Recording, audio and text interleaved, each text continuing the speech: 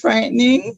And of course, the big D word, denial, because you saw something staring at you, but you, as anybody would take change, denial is one of the first things that I found myself, denying that this could not be true, this could not be so. And then when you have to really come to grips based on what you've been observing, what you see, then you realize that something has drastically changed. Not a lot of us talk about dementia. We don't know much about dementia.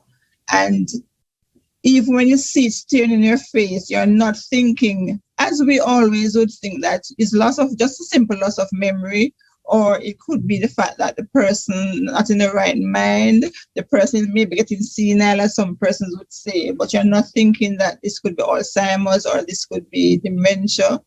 So when you come to grips and you realize, having gone to a doctor and the doctor look at you and tell you this is what is happening, you are going to think that, no, the first thing I'm thinking, not my mother, not my family, not me. It can't be, because you hear people talking about it, people experience it, but you never thought that one day that this would be hitting you, staring you right in your face. Sometimes one of the things that they do, you don't understand because this is new to you. So some of the things that they do and say, it stresses you out sometimes. You wonder how can you respond to some of the things that they do and say without really not getting agitated, because it can become very frustrating. But one of the challenge is that life goes on. As we become older as siblings, we move. We're across the world where not everybody is in that space. So you find that some people will have to send financial support. Some people will have to, who is here can go and physically go and support. But it's a little challenging for the siblings who are here, who are living it, seeing it, more than the ones who are away. Awareness is very important, and support.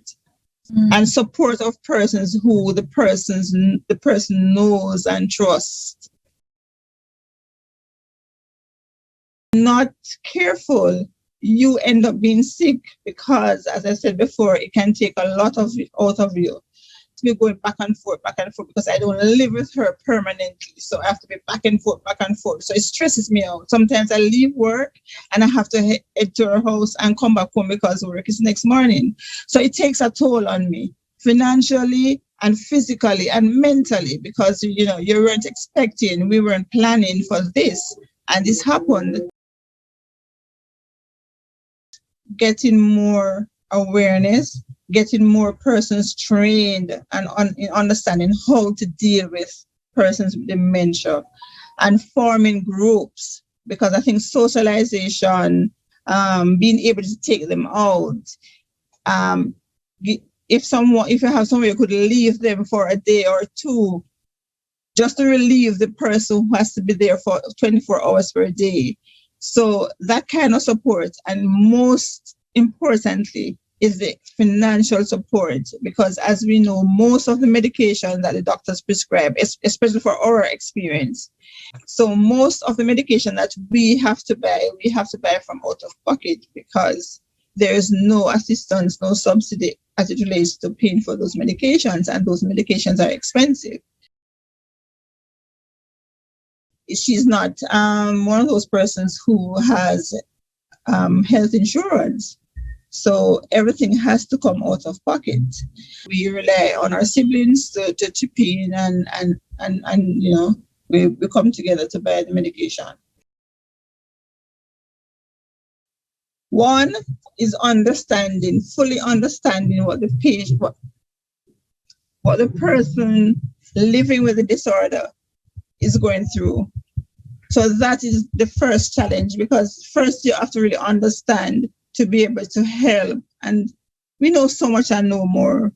So that is one of the main thing. And then the second thing is that, having said that, the stress that it puts on you, because there it is that you're seeing your loved one living with this disorder, going through stuff, and at some point you can't help. You try everything and it's like that's not working. And of course, there is the physical stress as it relates to you become so tired and drained because you have to be up and about and doing all these things to ensure that she is all right. You know, you have to basically try and work with their time. Basically, even simple things like eating, sometimes you have to be pushing and pushing and begging and to get them to eat. That I know are going through the same thing and we share things. And then outside of that, I will take a long drive. I will drive and I will listen to motivational speakers. I listen to podcasts, and I will go to the beach and take her with me to the beach. Combing her hair, hugging her, laughing. Sometimes when she says things and catch up and we'll laugh and, so I like that. I always say to the Lord that I want to live as long as ever to see my mother go old to 100 and see how I comb her hair and the things I do for her.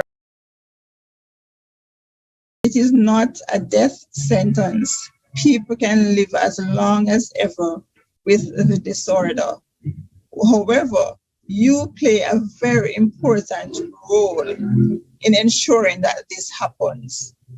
The most important thing that I notice is support. The more involved you are, the more engaged they are, will make a world of a difference.